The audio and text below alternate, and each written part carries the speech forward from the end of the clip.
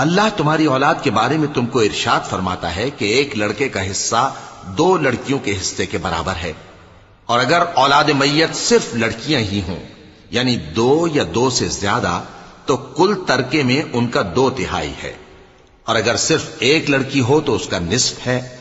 اور میت کے ماں باپ کا یعنی دونوں میں سے ہر ایک کا ترکے میں 6واں حصہ ہے، بشرطے کہ میت کی اولاد ہو،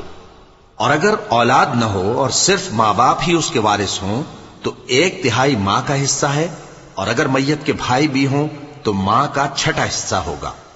اور یہ تقسیم ترکہ میت کی وصیت کی تعمیل کے بعد جو اس نے کی ہو یا قرض کے ادا ہونے کے بعد جو اس کے ذمے ہو عمل میں آئے گی۔ تم کو معلوم نہیں کہ تمہارے باپ دادوں اور بیٹوں اور پوتوں میں سے فائدے کے لحاظ سے کون تم سے زیادہ قریب ہے؟ یہ حصے اللہ کے مقرر کیے ہوئے ہیں، اور اللہ سب کچھ